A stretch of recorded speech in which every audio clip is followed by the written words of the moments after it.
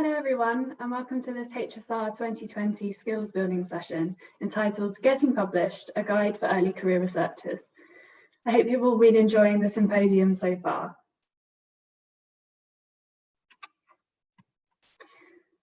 So my name is Tilly Cryer, and I'm the editor of BMC Health Services Research, one of the highly successful BMC series open access peer review journals. So BMC Health Services Research is a broad scope, open access health services research journal, and it's supported by a highly experienced and international editorial board of health services researchers, physicians and nurses. And we're proud to be affiliated with Health Systems Global.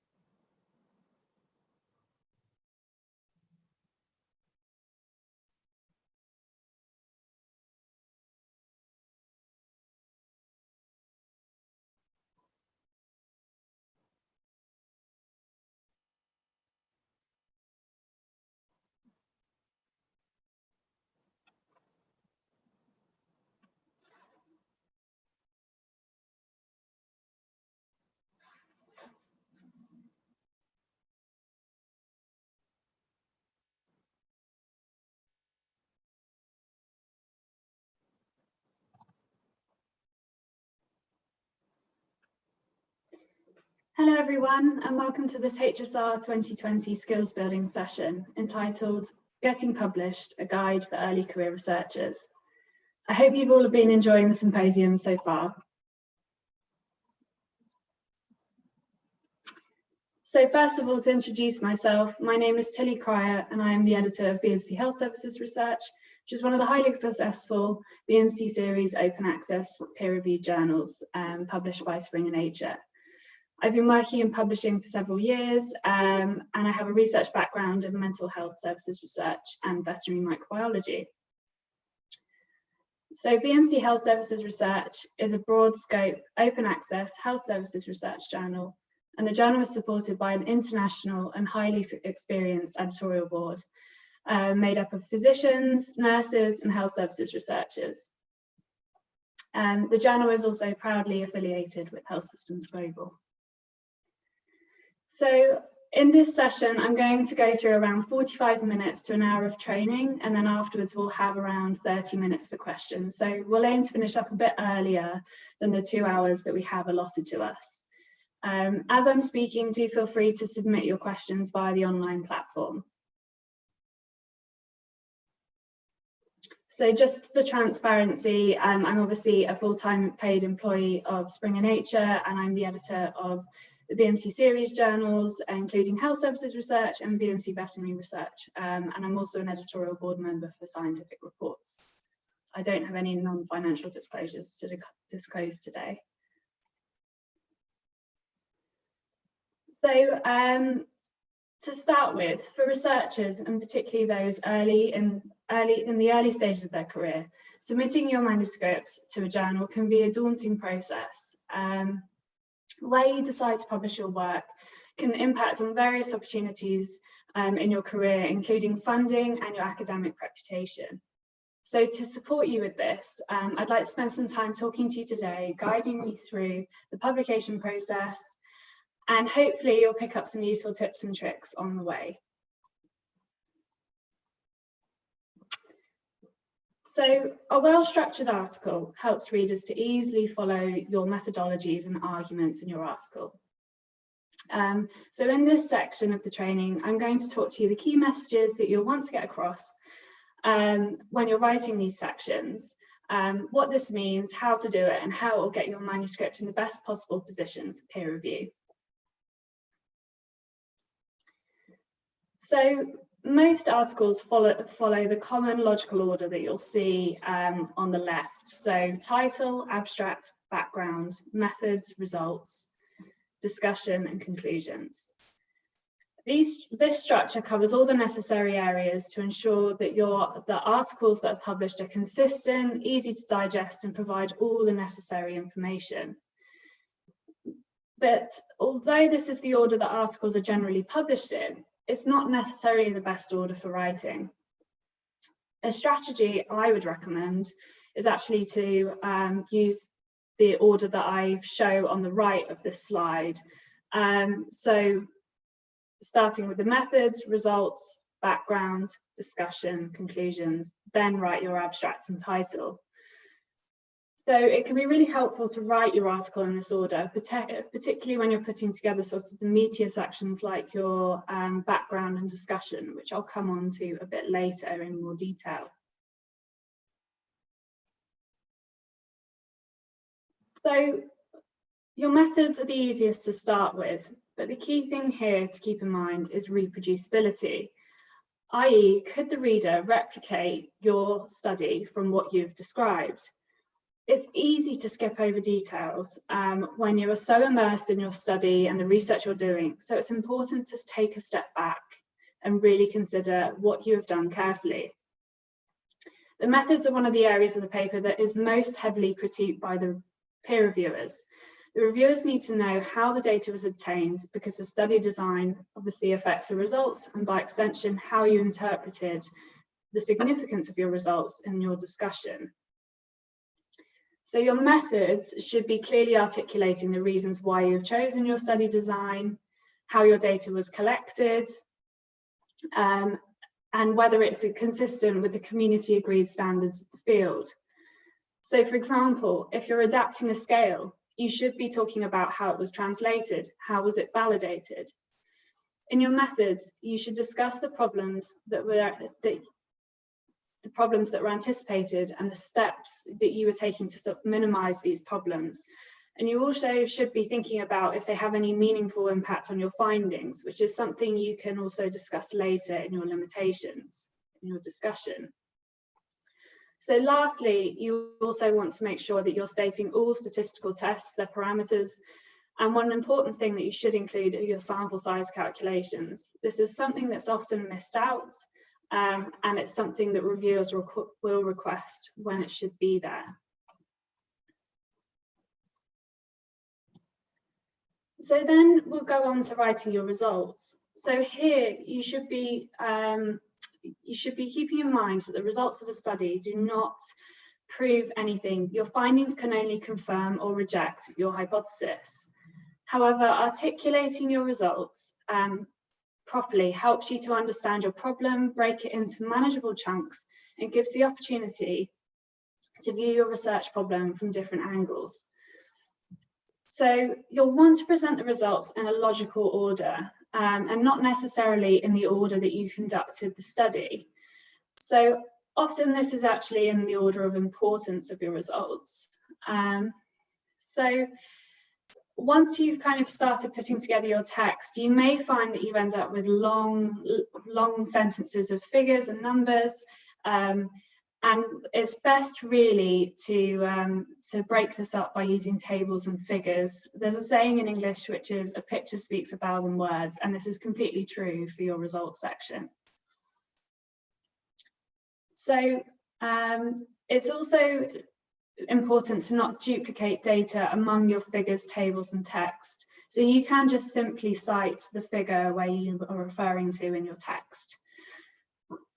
So you also need to make sure in your results you're including any results of any statistical analyses, but do ensure that you're compliant with the journal's policies on this. For example, there are some journals that don't consider reporting with p-values. So And lastly, and linking on to our next section, using your results can help you to write your background. It helps to keep a clear structure that is focused on your research question and your findings. So make sure that when you do start writing your background, the reader has enough context to understand the results you have presented. So then you're going to go on to writing your background, as I've just mentioned. And your background should start with demonstrating why your research is important, interesting and relevant and worthy of investigation. You'll introduce and review key areas of prior research relevant to your study to show where gaps exist or where prior research has been inadequate addressing the research problem. So when you start, you'll need to make sure that you're providing context for your study. But you need to make sure that the citations you're using are well balanced. So if experiments have found conflicting results, have you cited studies with both kinds of results? The citation should also be quite current, so every field is different, but in general references should be less than 10 years old. And then they also should be relevant. So this is the most important requirement of your references. The studies you cite should strongly be related to your research question. Once you've provided the background material and stated the problem or question of your study, you need to cogently tell the reader the purpose of your study and why it possesses value. So usually the reasons are to fill a gap in knowledge, extend previous knowledge, or challenge something that is broadly accepted. The final thing you need to do is you need to clearly state your study aims and objectives. And this needs to be a clear and exact statement. You then might also lead into a sentence or two how you conducted the study, which will help nicely flow into your methods.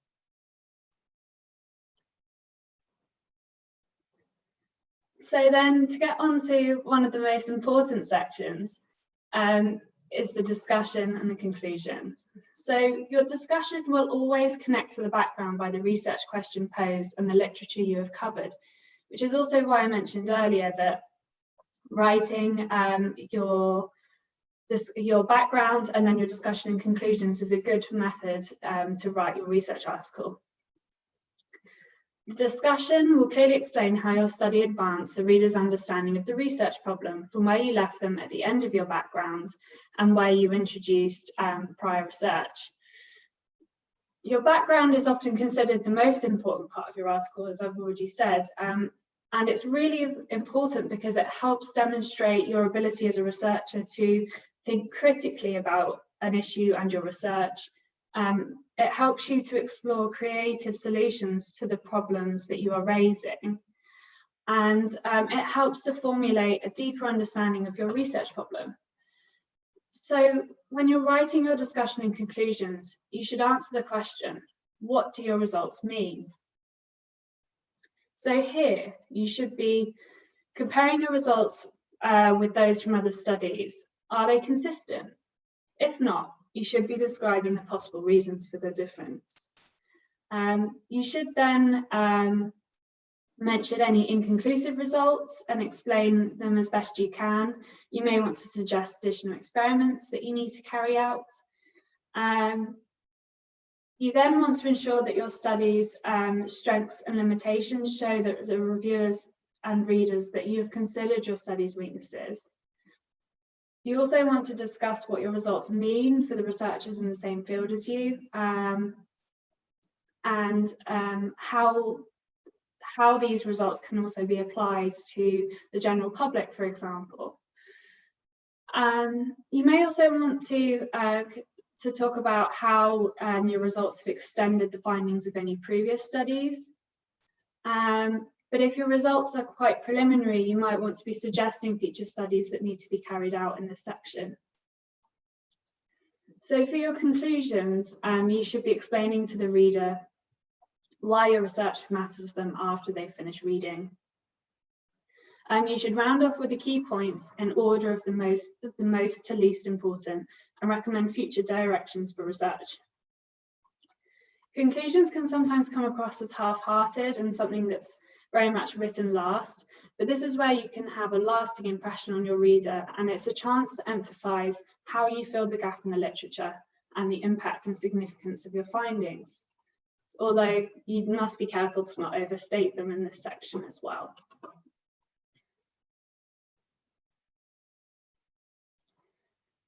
So I just wanted to pick up a little bit on the limitations. Often researchers are hesitant to do this as they feel that it highlights weaknesses in their research to the editor and the reviewers. But doing this actually gives a positive impression to your paper, and it makes it clear that you have an in-depth understanding of your topic and you can think objectively about your research. So in my experience as an editor, often the limitations are very poorly discussed and often need careful revision. Most often it's because they just simply state the shortcomings of their work and they don't go into depth and actually discuss these carefully. So the key thing to keep in mind when you're discussing your limitation are these 4 areas that I'm showing on this slide. You should be describing all the limitations of the study, explaining their relevance. You need to explain the nature of the limitations and justify the choices you have made during the research process. You should be assessing the impact of each limitation to the study findings and conclusions of your study. And then you should also be thinking about how these limitations could be overcome in the future.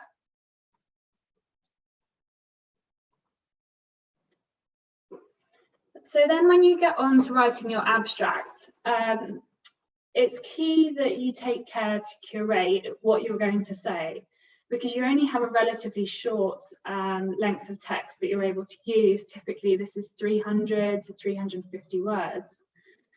So in the abstract, a reader should be able to glance over and understand the basic principles of your study. There's 2 main roles of an abstract: to help readers determine the relevance of your paper for their own research, and also to communicate your key findings to those who don't have time to read your whole paper. The sections of your abstract have the same role as the main sections of your paper. So to recap, the background covers the context, purpose, and aims of your study. The methods covers how the study was performed, including any statistical tests. Your results should summarize your findings without interpretation. And then your conclusions should contextualize the implications of your work. So when you're going over your abstract with edits, a simple rule of thumb is to imagine that you're another researcher doing a similar study. Then ask yourself, if the abstract is the only part of the paper you could read, would you be happy with the amount of information presented there? Does it tell the whole story? If the answer is no, then edits are definitely needed. So then you want to go on to writing your title. And writing your title should be last, as this depends on all other areas of your manuscript. It's important that you make your title and abstract engaging, as this is the first impression editors and reviewers will have of your manuscript. Very long titles can be off-putting, so having a good formula for structuring how you want to describe your article is key. So a common example is this one. So how nurses and their work environment affect patient experience of the quality of care, a qualitative study. So this shows who and what, the variable, the outcome measure, and then the study design. Other formulas that are popular for engagement focus on putting the key result in the title, and then the method and who was sampled, and then other ones which have become more popular recently use kind of catchy phrases that lie within the context of the study. So one thing to keep in mind is that some research reporting guidelines, which I'll come on to in a minute, mandate that certain details are included in your title. So for example, the PRISMA checklist for systematic reviews requires you to state systematic review in the title. So this leads on to the final topic in this section of my talk, which are standards of reporting. So I've listed a selection of standards of reporting that would be relevant to health services research on this slide. You'll probably be familiar with some of the standards of reporting I'm showing. As I've just mentioned, PRISMA. You may also be familiar with CORIC for qualitative studies. And these reporting guidelines are curated on a website by the Equator Network. And they host a number of different checklists which are relevant for all different research designs. And these checklists are really helpful for ensuring that all the relevant information for your study is included in your written article. These reporting checklists are really helpful for writing your methods in particular, which, as I mentioned earlier, often key details are missed out, especially when you're very immersed in your research. So it's great to use the checklist to help improve the reproducibility of your study. So, for example, something common that can be left out is your full search strategy if you're writing up a systematic review, and the checklist will kind of point you to the key areas you need to include. The guidelines are also being updated all the time. So as I mentioned with PRISMA, it's actually, I've noticed recently that there's an updated version coming out, which has been uploaded to a preprint. So it's good practice to check back on the Equator Network website to make sure a more updated version of the guideline you may have been using previously has come out.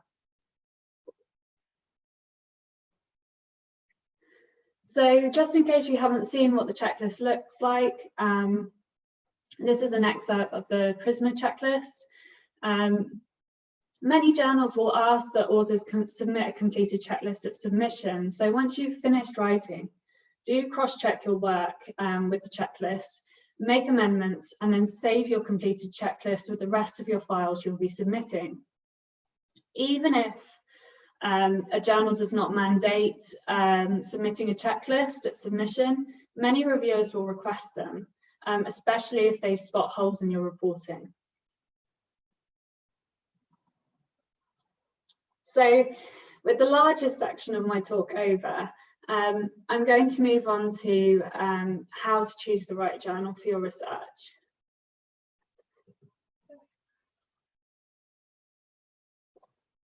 So when you're looking for suitable journals in which to publish, start with what you have read.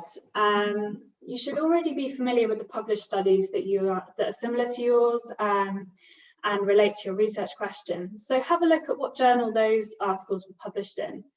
You might be able to see patterns of journals among the articles you're planning to list in your manuscripts reference list, for example.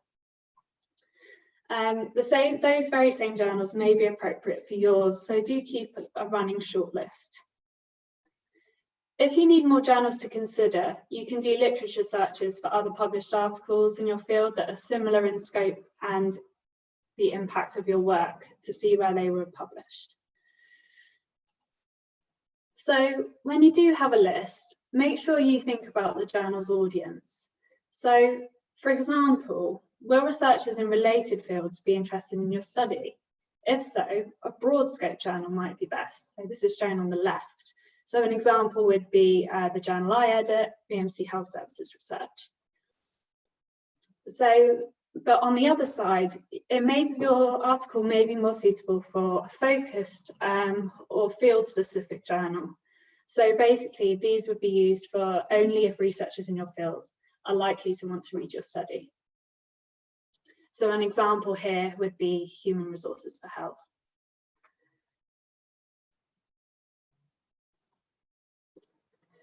So if you're struggling to figure out the journal's audience, or it's not clear from the journal's website, have a closer look at the journal's aims and scope, which should be available on the journal's homepage or in its About section. I've taken the example of BMC Health Services Research here.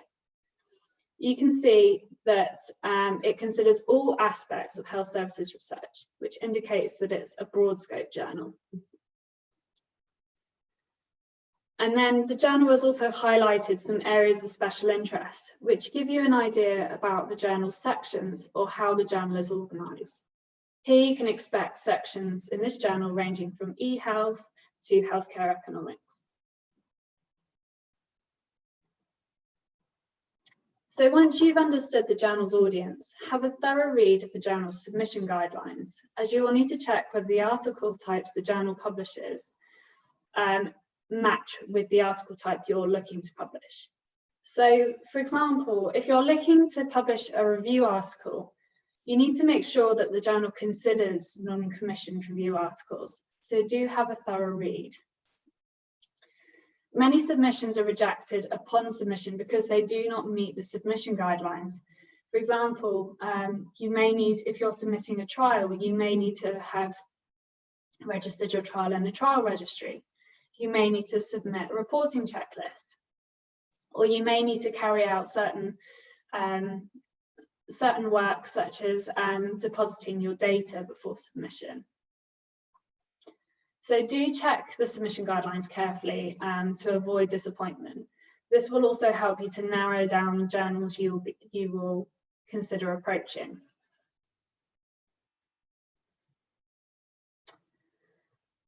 So as I mentioned, you really want to look at the submission guidelines for the article type you're submitting carefully. So for example, so this is really important here, as I said, to avoid disappointment.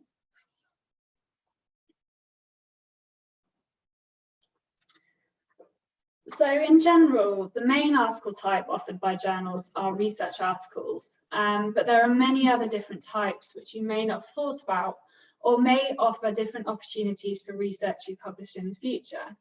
So, for example, there are kind of short communication type articles which present research which doesn't necessarily qualify as a full research article, which can sometimes be called short communications, or in the case of BMC Research Notes, which is one of our related journals, it's called a research note.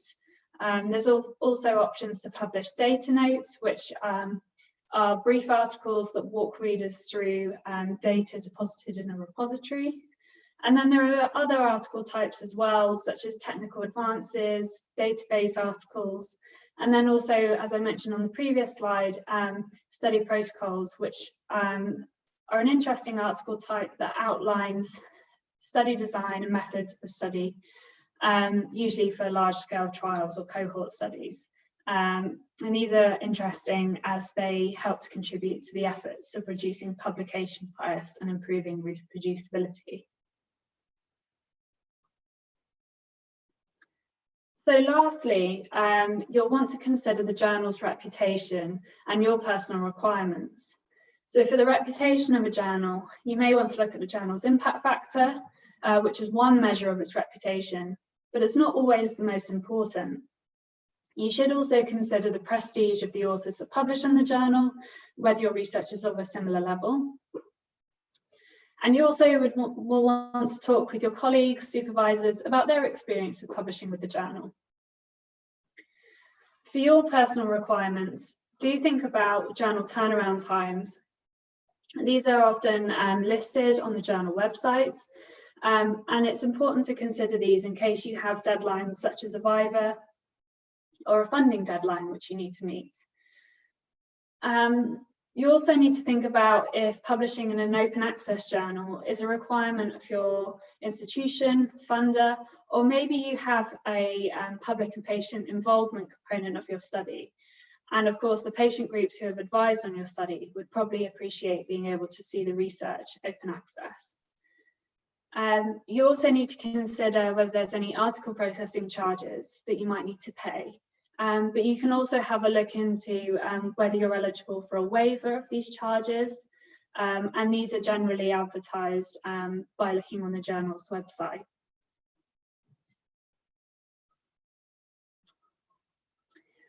So the next section I'm just going to come on to is how best to prepare your manuscript for submission. So When you're on the road to submission, you're first going to be talking to colleagues, as I mentioned. You'll want to be understanding the reputation of the journal and making sure it's the right journal you'll be submitting to, and agree this with your co-authors. Before you submit, you'll want to have a careful look over your article and make sure that you've copy edited it carefully. If you're not a native English speaker and you're submitting to an English language journal, do get a native English speaking colleague or a professional language service to look over your article. Make sure that you've had a final cross-check with a reporting checklist that's relevant to your study. You'll also then want to cross-check your manuscript with the submission guidelines before you submit. So you'll want to be looking at the scope of the journal, their formatting requirements, any declarations you need to provide, for example, ethical approval, the author's contributions, any competing interests. And you'll also want to make sure that the files you are submitting can be widely opened. So for example, some figures, if they may be submitted with a certain software that a reviewer might not have, and then they might not be able to open it. You also want to make sure that your figures and tables are free of patient identifiers if this is something you're including. You'll then want to prepare your cover letter, which I'm going to explain a bit more about now. So it's really worth spending time writing a coherent and persuasive cover letter. Many of the cover letters I receive look very similar to the one I'm showing here, which doesn't really tell you anything about the manuscript or sells it to the editor. The cover letter should be a way to introduce your work to the editor, and you can take the opportunity to explain why your manuscript will be of interest to a journal's readers, something which is always at the forefront of an editor's mind. So your cover letter should be structured in the following way. You firstly want to try and address the editor by name. You also want to include the date of submission and the journal's name. Sometimes when authors have submitted their manuscript previously to journals, occasionally they can forget to change the journal's name, which is not necessarily giving the editor the best impression.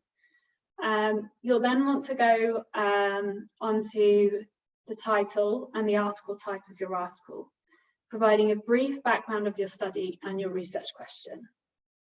You'll then want to go onto a brief description of what you did and your main findings and their significance. You'll want to start rounding off with why readers of the journal will be interested and the importance of the results to the field. And then you'll want to be finishing off with the journal-specific requirements complied with, such as ethical standards, and then you'll want to clearly provide the details of the corresponding author.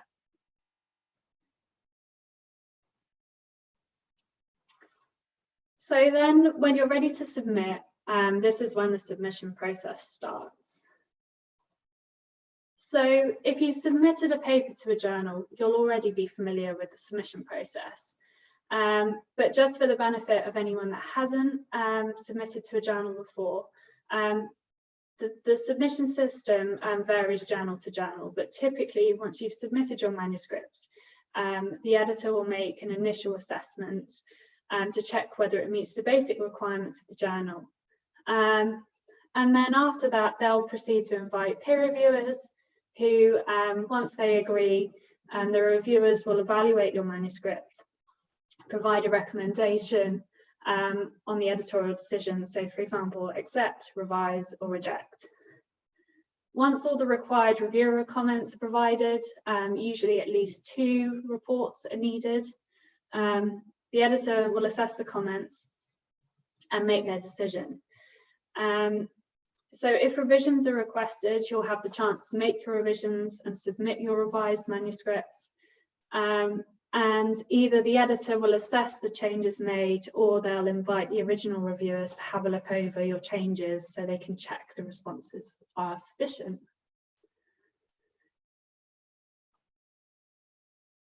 So I thought it could be helpful just to give you an idea of the general things that are being checked at that initial editorial assessment stage. So first of all, it's kind of looking at the ethos and whether your manuscript meets the journal's ethos. So does the research meet the aims and scope of the journal? It will then also carry out some checks for research integrity and ethics. So ethical approval and consent will be checked if that's applicable to your study. Any competing interests, plagiarism checks will be carried out. So most journals will run manuscripts through plagiarism checking software. And then they also might be sort of a brief check over integrity of the data presented.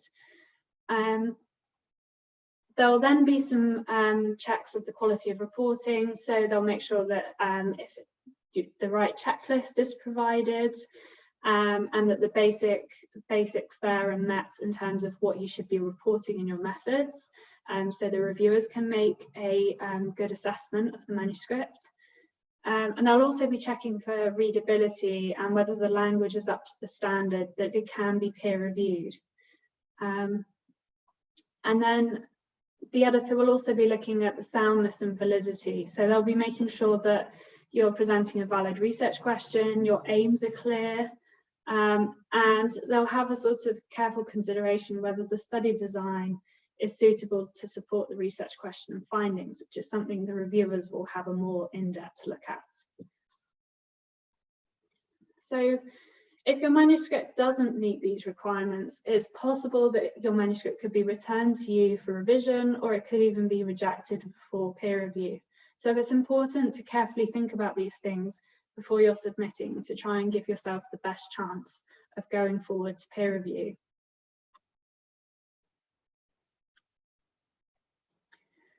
So if your manuscript passes the initial editorial assessment, your manuscript will then go through peer review, and the peer review model depends on the journal you're submitting to.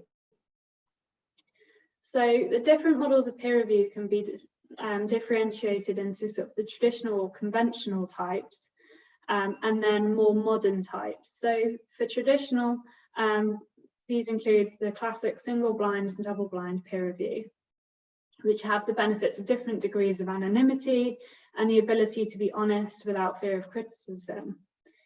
The more modern types, including open, transparent, and collaborative peer review, encourage accountability and civility. And they also encourage reviewers to be more thorough in the case of open and transparent peer review, because there's the option for the reviewers to be named. So transparent peer review is one of the newer forms, and it's similar to open peer review, but the reviewer here has the option to disclose their identity. If the article is accepted, the reviewer reports and manuscript versions are published with the article. And this is the peer review model that's operated by the B&C series journals. So collaborative peer review is an even newer form, and it offers a kind of constructive forum for reviewers to provide feedback to authors. There's different ways of doing this, and different publishers are operating different methods, but it can be that two reviewers work together to submit a unified report, or the authors revise the manuscript under the reviewer's supervision in a kind of forum format.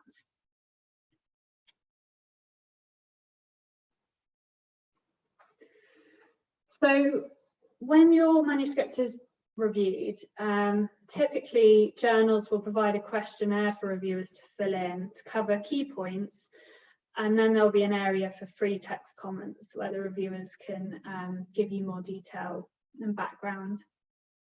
So in the reviewer report, the basics that should be covered are whether there's a valid research question with clear aims, whether the study design is appropriate and the reporting of the methods is clear and complete. They'll be looking at the sample, any controls and the sample size and whether those are appropriate. They'll be checking that your conclusions are adequately supported by the data you've presented. They'll be checking any statistical analyses and making sure that these are clearly described and appropriate for your study. And they'll also be looking at things like readability. So there'll be different requirements for different journals, but something also key to keep in mind is for high impact journals, the reviewers will also be making a consideration of whether the manuscript offers a sufficient advance on the existing literature to be considered in the journal.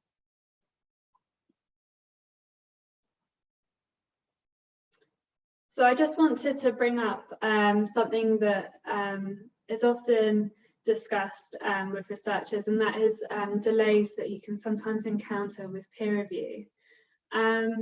So this is obviously something that all journals want to avoid so they can deliver an excellent author service.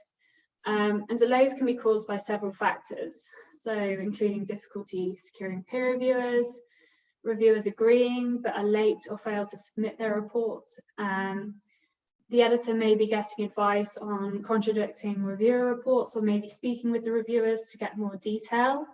There may be insufficient reviewer comments to make a decision, so the editor may need to go back and get another reviewer report to make sure that the peer review is sufficient. And then something I've also added in here is the impacts of things like COVID-19 has affected the number of reviewers that are available, and also the number of papers that journals have been receiving has increased. So as an author, you can sometimes feel a bit helpless when your manuscript has been stuck with review for some time, but there are a few things you can do to help smoothen out the process and help expedite it. So one suggestion is to supply suggestions of reviewers in your cover letter when you're submitting. I should say though that journals don't have to use these, and they will verify and check these thoroughly. But they can be really helpful when several rounds of review have been completed, and they're kind of something that we can try as a last resort or to help get the manuscript through peer review. One thing you'll want to do is also, as I mentioned earlier, when you're writing your manuscript, is making sure you have an engaging title and abstract. This is the first impression the editor and the reviewer will have of your manuscript. So make sure it's engaging and reflective of your research to help promote uptake at peer review. Another thing is meeting deadlines. So if revisions have been requested, make sure that you submit at the deadline. There are no guarantees that the reviewers that were available reviewing your manuscript will be available to re-review your manuscripts if you submit late. You'll also want to be following the submission guidelines, as I've mentioned before. This helps to reduce the number of rounds of revisions, and this is especially at the initial submission checks that are made on your manuscript, any final formatting checks that are made, and the proofing stage when your manuscript is in production.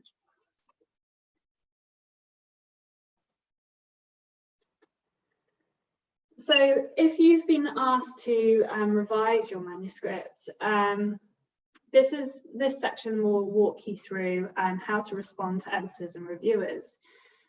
It's very rare that manuscripts are accepted without any revisions, and it's common you will need to carry out some revisions and write a response letter. So typically journals will ask you for a point-by-point response letter to accompany your manuscript and fully describe the changes you have made. This is a distinct letter from your cover letter and should be very detailed. For the format, I would generally recommend using a table. So for the first column being the reviewer comments, and the second column detailing your response. This helps make it really clear and easy to read for the reviewers and the editor. You want to make sure that you are addressing every point and explaining fully any changes made.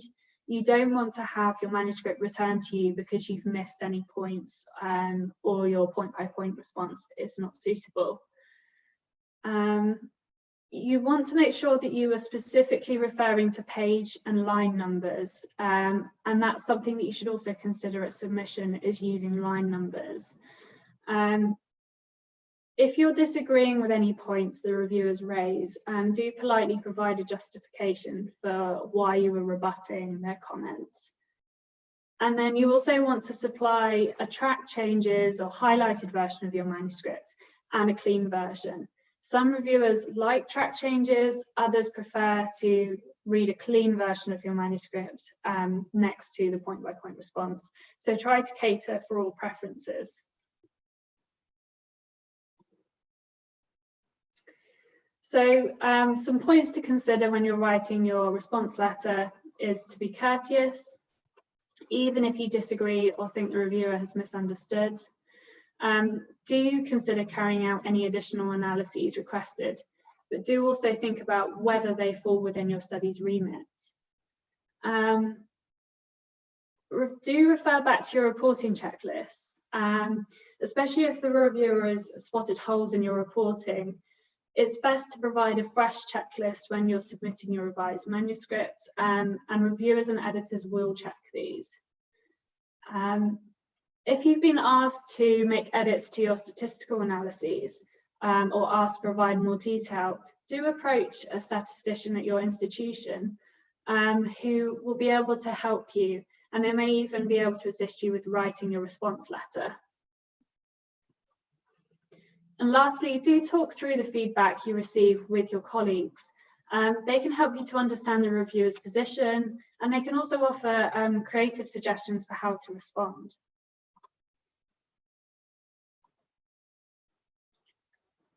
So sometimes with when you're submitting your manuscript for publication, your submission or revisions won't be enough for the reviewers. This can leave you feeling frustrated and demoralized, but the key is to force that energy into feelings of perseverance. So the common reasons for rejection, why are manuscripts rejected? So these range from scientific content, the manuscripts, and then research integrity. So for science, it could be the novelty and impact. It could be unsupported conclusions.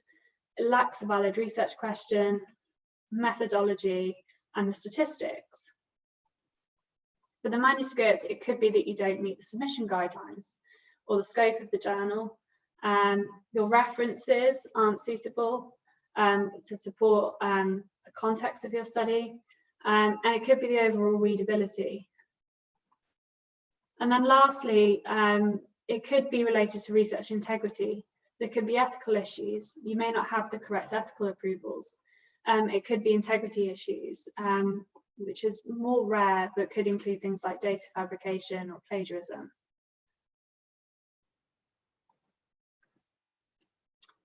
So if you receive a rejection, there are some do's and don'ts that you'll want to consider.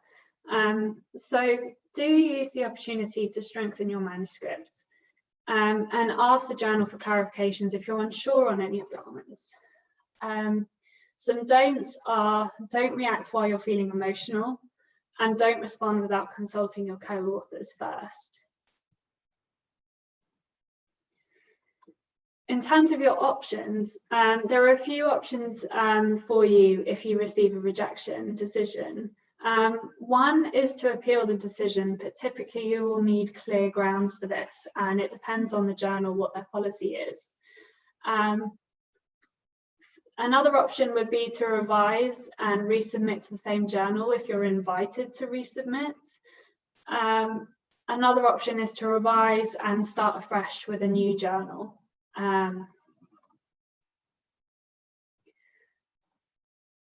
So lastly, I just wanted to finish off with how early career researchers can get involved with peer-reviewed journals. So there are several ways you can get involved with a journal as an early career researcher. One of the ways is becoming a reviewer. Typically, you will need a few publications behind you to do this to establish a publication history. But if you don't, you can always link up with someone more senior, for example, your supervisor, to assist with writing a review. Chances are that they'll be receiving regular requests to review that they can't always accommodate, and they'll probably be only more than happy for you to help them write the review, and it will give you experience being a reviewer. Another way of getting involved is joining an editorial board. Again, typically you'll need some publication history for this, but some journals can be flexible and they may even be able to offer the opportunity to pair you up with a more senior editorial board member to help you out and give you feedback. The other option is getting involved with writing research highlights. For example, blogs are an option, or behind the paper articles. So do get in touch with the editor if this is something you're interested in, as there's often opportunities for this. You could do this as a reader or as an author of the paper. If you're looking for another way to be involved, but don't necessarily want to commit to the other three I've mentioned, one of the key ways of getting involved is joining the discussion. This could be through platforms like PubPeer, which offer a forum for post-publication discussion. You can chat on social media, for example, Twitter.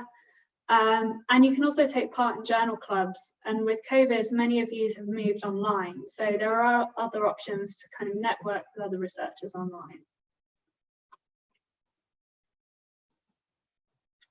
So thank you very much for listening. I hope that this training session has given you some useful tips to help boost your chances of getting published. Thank you very much for listening to me today, and please feel free to submit your questions via the online platform, and I'll do my best to answer them.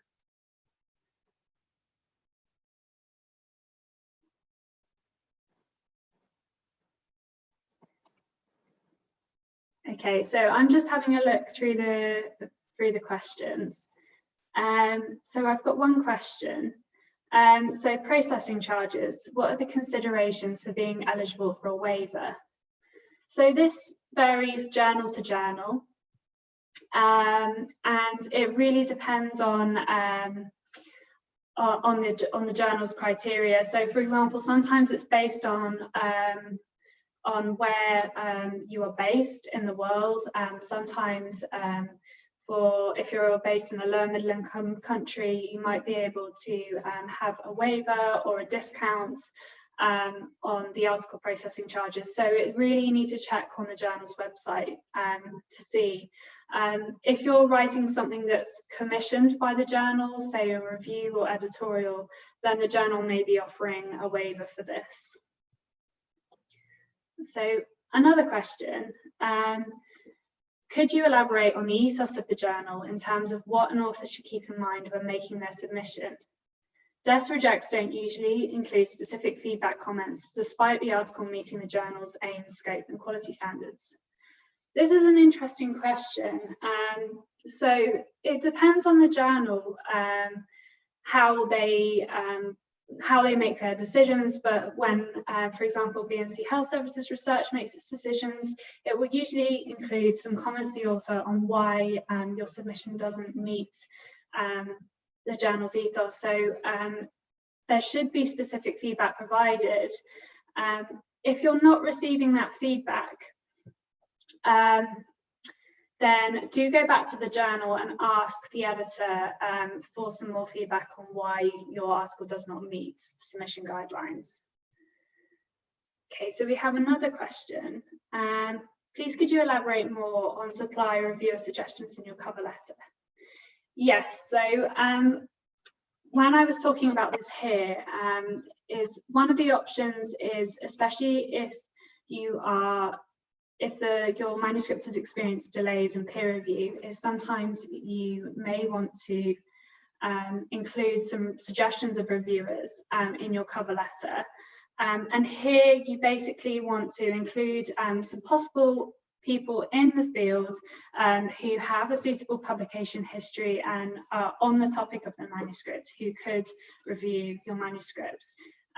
So be careful to make sure that these are people that are free of competing interests, you've not co-authored with them, but it's a good way, it's a good practice to include some suggestions of reviewers in your cover letter here.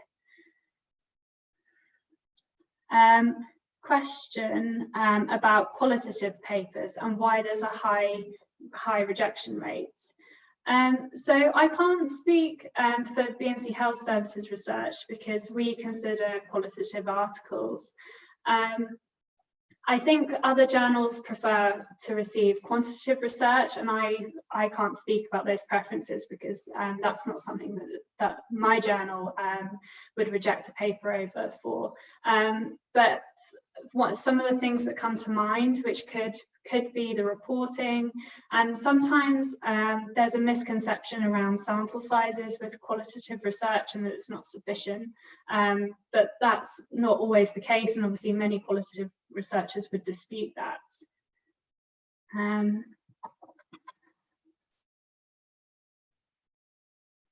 Okay, so we have a question about peer review delays. Sorry,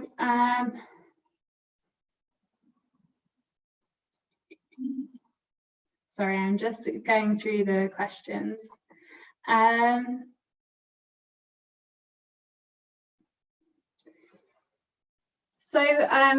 So somebody has asked about the delays that they've experienced with submitting to journals, and it took a very long time to get a response, especially like an initial response.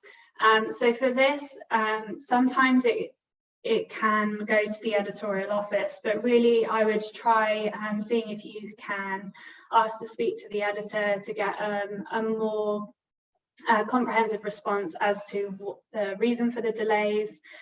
So do keep trying and get in touch with the editor if you're experiencing delays.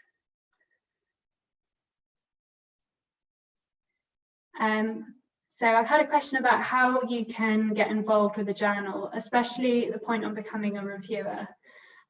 So if you're interested in becoming a reviewer for a journal, the first step is to get in touch with the editor of the journal, so they can kind of keep you in mind as a reviewer for potential papers. It may be useful to send a copy of your academic CV so they can see your research publications and your experience.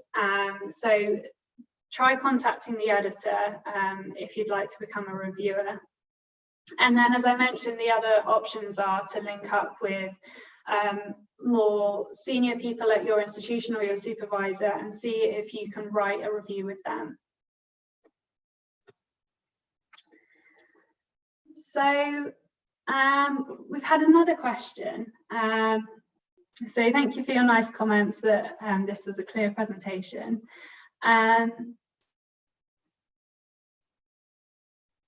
So there's a question about COVID-19 publications. In my view, what would cause unreliable manuscripts to pass editorial and reviewers? So if my understanding is clear, are we talking here about low numbers of COVID-19 manuscripts? Some of this could be related to the validity of the research and the sample sizes, or it could be down to whether you've reported data from a single institution. Maybe the journal requires you to have data from multiple institutions to validate your work. So the next question. I would like to know how many words adequate for the background introduction and the conclusion of a manuscript. Can manuscripts get rejected because of too much words? So personally, I wouldn't reject a manuscript over whether it's being too long. I think what the real question here is readability, and is all of the text you're providing relevant to your research question? So you really need, if you feel that it's too long, you probably want to go back over it and cut it down, or really think about what the salient points of your background are, so you can make sure that your background's structured appropriately in the ways I've described in this presentation. So for your background, it can depend on the length, but typically these will range from a couple of pages to 3 pages, and your conclusions can vary depending on the size of your study. Sometimes it could be just a simple paragraph, or it could extend to 1 or 2 paragraphs, for example. So the next question is about how can you improve your publication profile as an early career researcher? I think one of the ways to think about is really going back to how you select the journal that you are submitting to. You want to make sure that the journal is visible in the community, and that will really help elevate the publications you have. If people know, oh, okay, they've published in BMC Health Services Research, or they've published in BMC Public Health, for example, and these are journals that are well known in the community, and it's something to keep in mind when you're shortlisting journals you will submit to.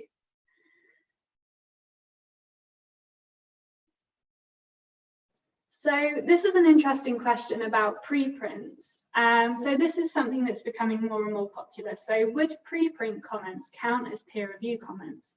Could we mention them in the cover letter? Yes, I think it would be really interesting to include these in your cover letter. It would be good to provide a link to the comments. I know for some journals, they have sort of preprint platforms you can submit to. So for example, BMC Health Services Research has a Research Square, and there is the opportunity for academics, researchers to submit their comments through that. So sometimes these comments can be looked at and taken into account at peer review. But these comments wouldn't replace peer review, is something that I should add, but they could complement it. So a question about submission time. How much time does it take to get the first notification after submitting? I'm assuming with this question, the first decision, as in like whether you've been asked to revise your manuscript or a rejection. Really, this depends on the journal. And so you would need to really look at the sort of the journal's turnaround times if it advertises them on the website. It really does vary, and it's very difficult to put a number on this because there's so many factors that could come into play in terms of peer review, as I've mentioned, sort of the delays that can occur. So it's very difficult to put a time on it. Somebody's asked about predatory journals. This is an interesting point.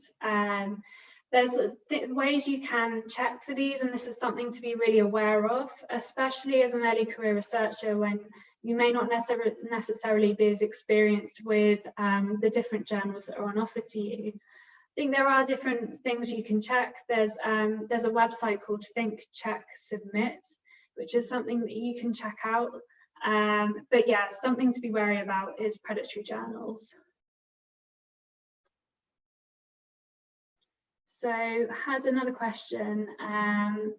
It would be great to elaborate on the editor and reviewer's point of views on a manuscript. This is an interesting question. So from the reviewer's point of view, they will be making sure that this manuscript is a sound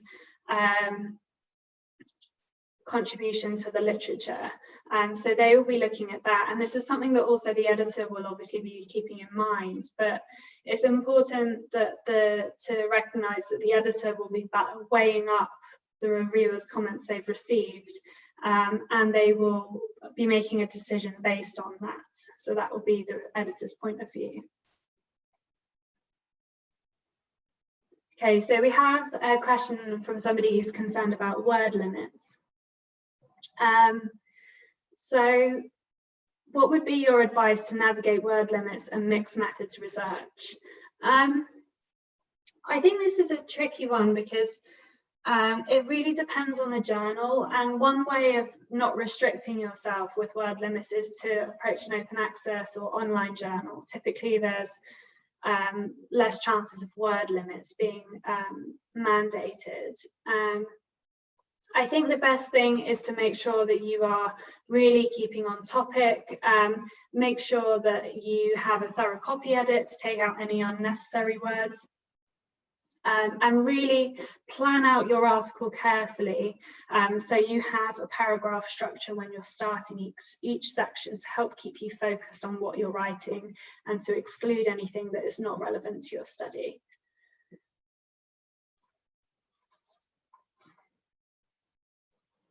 So we've had another question about the number of reviewers.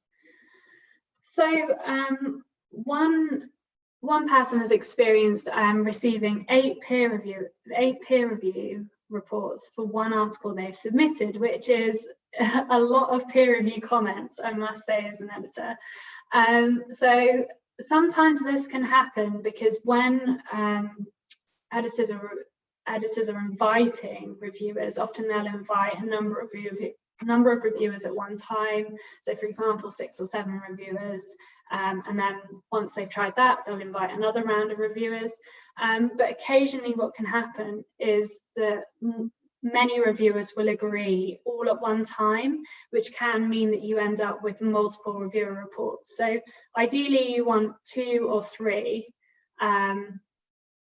but you may end up with many more if this happens to you. So typically if the editor is managing your peer review, they may unassign the additional reviewers that are not necessarily needed, or if they've already got the reports they needed. But it looks like in your case this didn't happen, so unfortunately you received many comments, which of course can be difficult when you're coming to revise. Okay, so I think that is the last question I've received. As you can see on my slide, my email address is here, so if you have any further questions, do feel free to reach out to me. And thank you very much for your time today and listening to my talk. I hope you enjoy the rest of the symposium.